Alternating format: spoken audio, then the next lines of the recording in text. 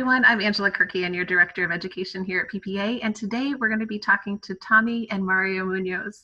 You guys have probably seen their work. It's absolutely spectacular. They are phenomenal wedding photographers down in Miami, and so we just wanted to check in with you guys and see how things are going down there. Thanks for so much for joining us today. Well, yeah, it's a tremendous honor, Angela. We're so excited, and when you ask how are we doing, our perception of it is we're doing great. I don't think we have ever been more excited about our business. Being that we grew up in the business, Mario and I found ourselves as studio owners without ever really making that transition or decision. It's kind of was given to us just one thing at a time, and then here we are, and we now find that we're at a point where we're rebuilding our business. So talk to me a little bit about that. I feel like everyone right now is a little kind of overwhelmed, right? We're in the middle of this craziness, So big business. Tell me, how big is your studio? You've got lots of people you're taking care of. Sure. So our studio is the physical building is a 5,000 square foot studio. We're located in a commercial location that has about 50,000 vehicles that drive by a day. We currently employ about 26 full-time employees. So wow. We're a very large operation. We we have our own production department, our own lab. We design all of our albums and all of our products in-house. We do a lot of our own printing. We do use different companies, national labs, for certain products and services, as well as our albums. We use Graphy for all of our wedding album products, which we're extremely happy with. Yeah, great. I think one thing to touch on that you said was tell them about all the different parts of our business. So talk about like a video or production, I know you guys do a lot, but you're doing about 300 or so weddings a year? About 300 weddings a year, or 300 events a year, because we do a lot of mitzvahs as well.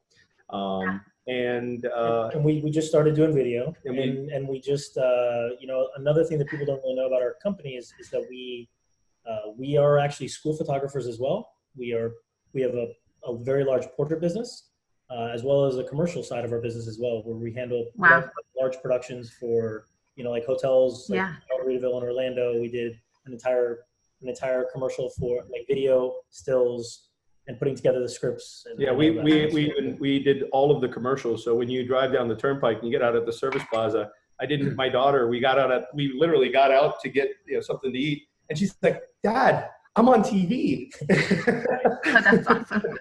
It was a water park. It was a water park for the whole resort experience. Yeah. So the reason sorry guys, we have a. It's all right. You want to start parking too? Just make it even. Up here. Hold on a second. It's raining out today, and so my puppies were inside, and I apologize for that. So here's the question I want to ask, because I feel like everyone listening is like, wow, they do a lot, and it seems kind of it's just a big production. But when you have to stop, right, and so the whole economy everything shuts down, you guys have to go stay at your separate homes. What happens? Like, what happened in that moment? So I think that we had our company had a very big learning curve, and that is, we never really were handling Zoom meetings or company meetings via remote, where all of our meetings were together and having our staff and being able to communicate with each other that way. So our learning curve was being able to navigate this new world that we're all living in, and trying to spin a positive perspective on all these things, because I think that it's very easy to get caught up in the doom and gloom of what's happening. However, perspective is everything. So if you, even how we communicated with our employees, understanding people are fearful, but positivity is contagious, and, we made the conscious decision to proceed forward in our company with positive energy and to tackle everything in a really, really effective, positive manner. So I think that we look at this challenge, right? It's a challenge, as an opportunity for growth. In fact, I am a firm believer that necessity is the mother of invention. And what we realized is as business owners and being in the family, we kind of had to grow up a little bit. You know, we had to really define what our roles are going to be, eliminate as much as the overlap, really make follow through with our employees a priority, because we never did that before. It's like, you do this and I hope you did it right. And you know, you got a million balls up in the air. So right now we're looking at, I think the biggest difference is we at the beginning, we're looking at this like a hurricane, right? That something's going to come, it's just going to pass, and it's going to be real quick and we'll be back to normal. And I think a big transition for us occurred when we made a commitment to say, you know what, we're in a new world, right? We need to reinvent ourselves and to be able to grow a business that is going to be successful, not in a year, not in 6 months, but now. So that's our goal. That was our goal to. And I think that one of the things that we also kind of did it, and this was a conversation that, and one of the reasons why me and him are such great partners is, you know, we looked at it, and obviously there's a lot of government assistance. There's all of these things that a lot of businesses are almost just sitting around waiting. You know, they're waiting for the PPP loan or the EIDL money to come through. And, you know, and that's initially how I was. You know, I said, you know, well, we're not going to be able to be successful unless we get this loan. And Tom mentioned to me, he said, why don't we move our business forward as if we're not going to get it? And let's make decisions that regardless are going to proceed forward where we can generate cash flow. And if we get it, great. You know, there's a saying, it was it was from the old man in the sea. He said, I'd rather be prepared than lucky, because when luck comes, I'm prepared for it. You know, so you know, that's the decision we currently made to move forward and stay positive. And we're extremely excited with all the things that we've got going on. It's actually, we've had longer days of work than I had before this situation happened. But the thing is, I don't know about you, but we're having so much fun. Yeah. Like this morning, like we had this opportunity with the schools, and it's like, it feels like someone's got a fish on the line. It's like, oh my God, let's all work together. Let's be a team. How you do this, I'll do this, you write this, I'll take care of the school, everybody break, go.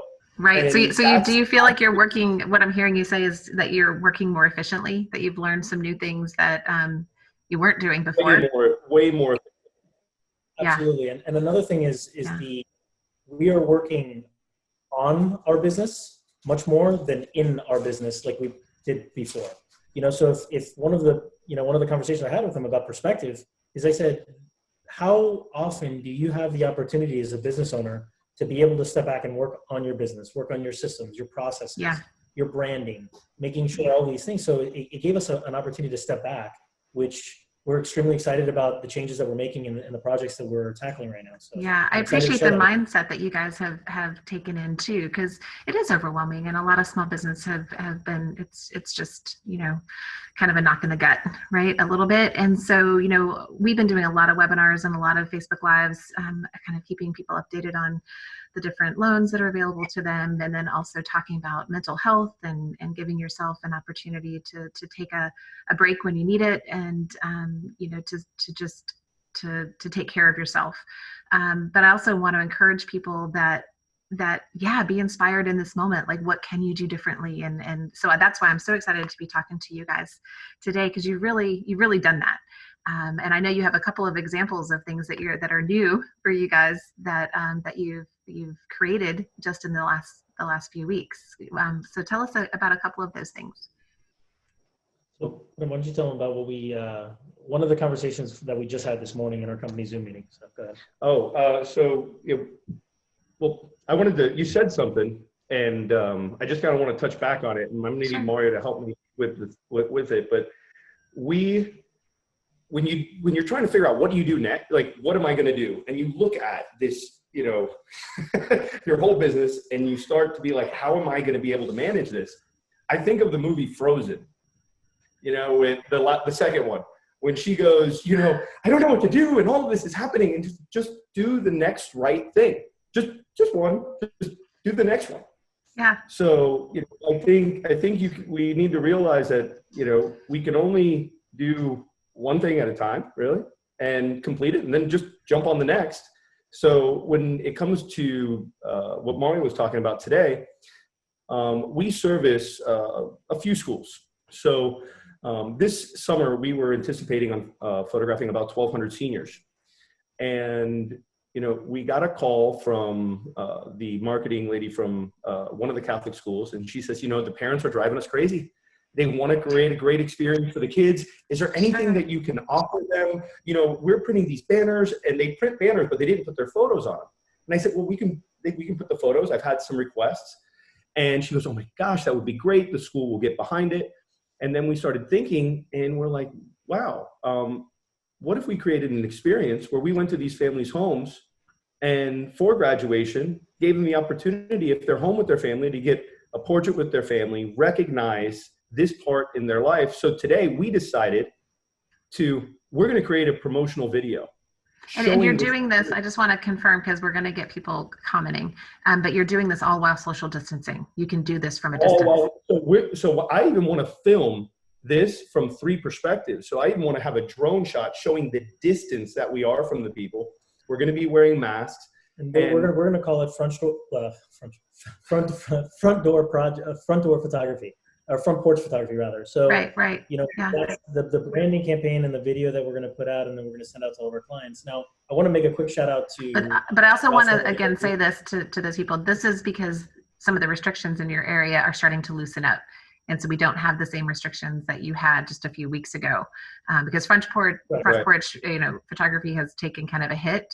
People being very upset, you know, about that, but that you are obeying all of the laws that go along with that. I just want to put that out there, because it's kind of like a balance. I don't think anybody really knows how to handle this exactly. You know, everybody's doing their best. Yeah, I think so. You know, we do know that the Archdiocese is looking for solutions on how they can make this experience great for all of their students. So we want to be there and offer help. You know, we said, you know, if you want to make this a Facebook Live event, we'll get the broadcasting equipment. You know, we can superimpose the headmaster in a photo with the student with their diploma. Yeah. You know, we're willing to do whatever it takes to be creative and make this special for the families and help our schools in the meantime. Yeah. So you guys, I just also want to ask this question, because I know there's going to be people asking. So you guys already have some relationships with schools, so they've contacted you. What about those photographers who don't have relationships with schools right now? Is it something that you think they could reach out to them? Well, what we thought is we're going to create this video, but every school in the county, public, private, is going to appreciate an option like this, I feel. So what we were going to do is create this video, hopefully make it impressive, and then maybe put some money behind it in targeting those families. You know, and another thing to kind of touch on is if school business isn't in your wheelhouse and you're not set up for that. One of the things that we did, I wanted to give a shout out to Ralph Romagera Jr. and Ralph Romagera Sr. and Romagera Photography. You know, prior to us even diving in and dabbling in the school business, you know, we reached out to both of them, and they invited us to come up to their studio and spend some time and learn the business prior to just diving into something that, you know, before you jump in the deep end and not know how to swim. Sure. Know? So, and I think that that's one of the best things about Professional Photographers of America and your organization is the network and the community. The family. The family, really, that you can reach out to and share information that everyone is so open and honest and excited to share with each other, which, you know, has changed our lives and put us in this opportunity. I think another great thing to just keep in mind is, instead of wondering what is it that you need to do next, try and figure out what you want to learn next. What can you get passionate about behind learning? Yeah. It's funny. I mean, it's simple, but I got excited about learning drone video and photography. And I started playing with it every single morning. And, you know, just saying, we got yesterday, someone contacted us, wanted to know, would we be willing to do some drone video and photos of some mega yachts next week? You're like, thank goodness I just learned how to do that. That's awesome. That's so great. So I actually spoke up. I'm like, yeah, I was like, we could use our videographer. He goes, no, I think I can do this. I got this. So that's awesome. It's really exciting. And to kind of circle back, if school photography is not one of your fortes, you know, we have a portrait business. And one of the ideas that we came up with last week or 2 weeks ago was to do a promotion, however, in a different way. So we as a studio gave away 20 free family sessions. And I photographed my own family in our house and showed like a quarantine family experience of all the activities that we did and that we currently do, whether it's playing Rubik's Cube, cooking in the kitchen, jumping in the pool.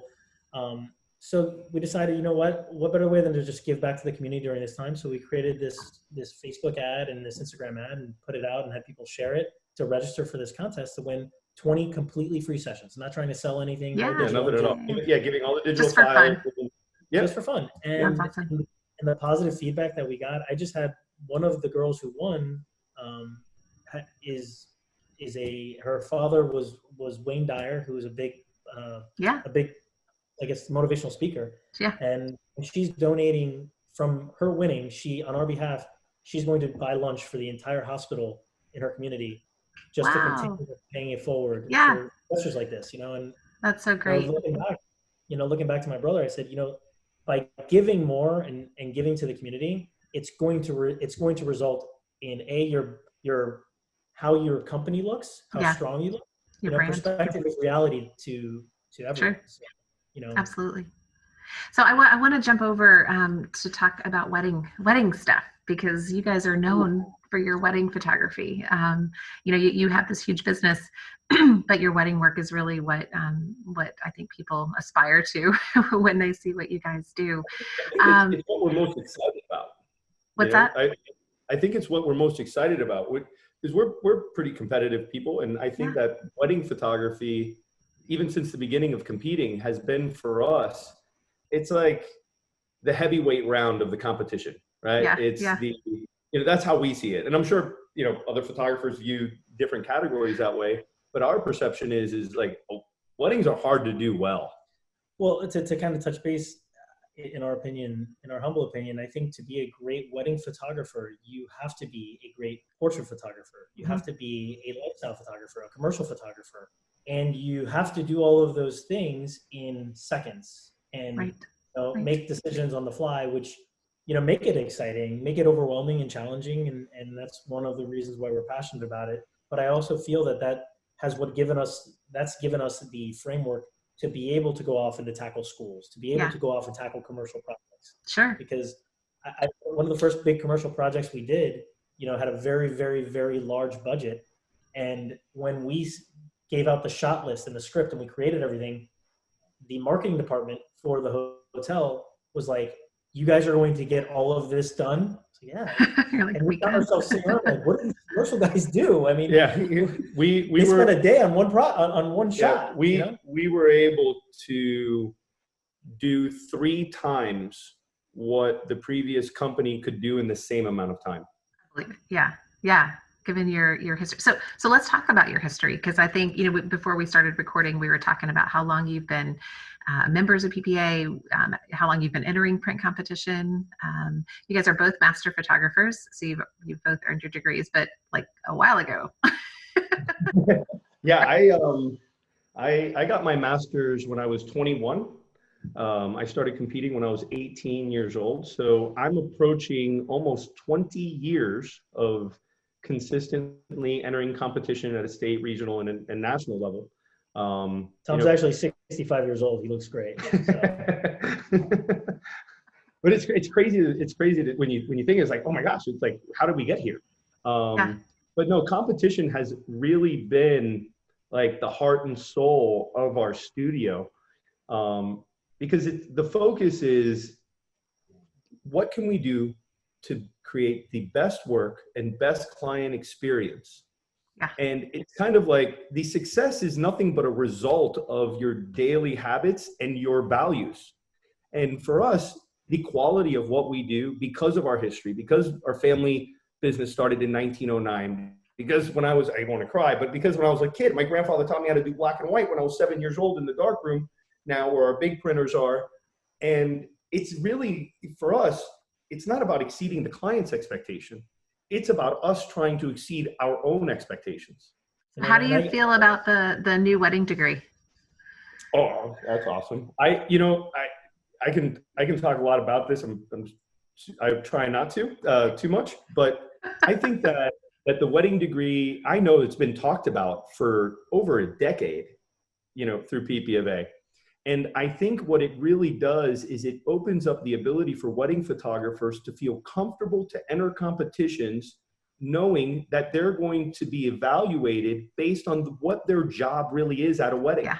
Because Right. sometimes, you don't have model clients, you don't have $1 million budgets, but it Right. doesn't mean you can't create beautiful images. Doesn't mean you can't create a beautiful story. And just because the venue is not as nice as another venue, I think it kind of leveled the playing field to bring it down to what it is we're doing for these families. Right. Yeah. And one of the things that Tom and I, when we were growing up, and actually Tom was the first one to bring this up, was before PP of A judging was online, we would buy tickets to Gwinnett Tech in Atlanta and fly there, get a hotel just to watch the judging occur. Yeah. And Yeah. I actually did that because Tom told me that by going to competition and handling prints and watching images get judged and listening to what the judges said is going to make you a better photographer, is what he told me. Absolutely. So Well, you and I, Angela, have some similar mentors throughout Yeah. our life. And, Yeah. and that's what was taught. Yeah. That's what was taught to me. And I even remember, we're like 19 years old and, 20 years old, and there's like nobody attending this. And we're like there. And I remember being in the back of the room and the judges looking back and be like, they're here every year. Like they just don't go away. but I mean, to circle back, I mean, I attribute a lot to what I have achieved in competition and as a photographer and as a business person to listening to the words that the judges said, to studying different photographers' work and being not necessarily copying, but being inspired and creating your own style. Yeah, And, absolutely. that's one of the things that and now everybody can do it. Now everyone can log in. Yeah. And I think one of the coolest things about the wedding degree is, as a wedding photographer, competing and watching your images get judged alongside a commercial photographer or a portrait photographer, you almost felt like it wasn't fair. Yeah. That you were being held to a different standard, and no one really understood that. And now, for the first time with a wedding degree, I'm excited to have wedding photography being judged by wedding photographers as well as being compared to wedding photographers. And it makes it fair. And That's awesome. I also feel it eliminates a barrier to entry, or I hope it allows wedding photographers. Let's say you wanted to get your master's, and the way things were judged in the past, they didn't take into consideration degree of difficulty, right? It was just visually what was there. Now, I think one of the things I understand is they are taking that into consideration now when you are judging the weddings, the degree of difficulty, knowing that you don't have control of the time of day or any of those things. And what I found is even wedding photographers in the past wouldn't enter wedding images. They'd enter pictures of flowers and landscapes. Why? Because they didn't feel that it was fair with the type of weddings that they do, that they're better off taking a picture of a knife at home and getting a loan collection of a knife to get their degree rather than invest in what they're doing for their clients. The real, or real people, right? So like you said, not everybody has perfect model brides and those big budget weddings. So yeah, I think that's awesome. So can we, I know that we're running not short on time, but I know you've got another meeting you've got to go to, and I want to make sure we talk a little bit about your new idea and how you're doing things differently for your wedding clients, that you guys have reimagined that whole thing as far as being able to sell remotely. Well, I'm gonna pass this to Mario, but just to give everybody a snapshot of where we're at, we've had to reschedule over 80 weddings. Wow. And yeah, that's a lot. It is a lot, but that also means that you had a lot in progress, didn't you? So you had a lot like in production. Well, actually, it's funny. I kind of run I set up the systems for the workflow of production. So we've developed a workflow that when we photograph weddings, the social media files are available the next morning. In 1 week, all of the proofs are online. Wow. Okay. And in 2 weeks, all of the albums have been pre-designed and ready for a presentation. Now, what we did, we took a step further. Mario's going to explain to you the album process. because we always were under the belief, the false belief, that people will not invest in their album unless they're sitting in front of you. And we then realized that people can't sit in front of us. So Right. what can we do to make that experience even better? And Awesome. what can we do to make that experience something that we didn't think was able to be successful for a business, to it being a major profit center right now, because we're looking back and we're opening the cupboards and realizing we've left a lot of crumbs on the table that we, I think we had 45 sessions this year of families and people that never made an appointment to view the photos after they took them. And Oh, we're wow. going, Yeah. like, hey, let's call them. Let's show them. What can we Yeah. do? Yeah. What can we do? So show us your new process. We're like, can't wait to see it. I think Mario's going to share his screen with us. Yes, Awesome. I am. So one thing before I get started in showing you this, Yeah. I think that it'll be beneficial for all the viewers to also take into consideration not just selling to your current clients, but also creating a remote experience for new clients. So whether it's to book new weddings or to book new work, to have a different mindset on this new world that we're all living in, because not everybody has 45 wedding albums that are pending to be viewed and work to be able to sell. So I just wanted, before just saying, Yeah. this worked for us, Yeah. I even stepped further back and said, let's change the sales experience. Let's change how we're marketing, how we're actually meeting with our clients. Mm-hmm. Because ultimately, look at this world that we're living in. It's an Amazon world. People want to be able to order something from home, Yep. click a buy now button, and be done with it. So if we can Truth. provide the same experience at home as if they were sitting in front of you, Yeah. I think it's a win for everybody. So this is just a whole shift. This is a full on shift for now and for post. Shift. Yeah. From how we present, how we show ourselves to clients, and we really are trying to streamline the process. That's what I was going to say. I love that you guys developed a process for this. It's not just happenstance. It's not just like, oh, we can try to make this work for a little while. It's you actually have a very beautiful process for this. So now what I'm going to be showing to you guys is one of the fundamental issues that I would say that wedding photographers have is the wedding album process is an expense, where if a client doesn't order their album, they're happy because they don't have to produce it. Whereas we wanted to take the spin that I want my clients to order their album, and why can't we develop a system to make it profitable? And the system that we created and the one I'm about to show you guys made it extremely profitable, where I wish I had more pending albums to be showing. So yeah, and one of the things that I think a lot of photographers don't take into consideration is the value of their own time, right? I speak to people and they're like, oh, I'm stuck here retouching an album. They had 1 million changes, and I'm like, well, are you charging for this additional service? And most of them say no. Oh wow, yeah. And I think that's something that photographers need to recognize, is that their time is the most valuable asset that they have, and how we use it is really important. So Agreed. So one of the things that we wanted to do is, now that we are pre-designing albums for our clients, we took the approach to actually open up a different line of services. And this is actually a presentation that is shown to our clients now prior to their album unveiling appointment, which is really an explanation of what to expect. So, which I love. I think that we don't do that enough. And a lot of our research has shown that customers don't.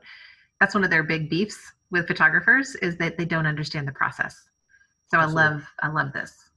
So we created actually three different lines of editing. Another thing that I found that in the industry, one thing that photographers don't value enough is their time.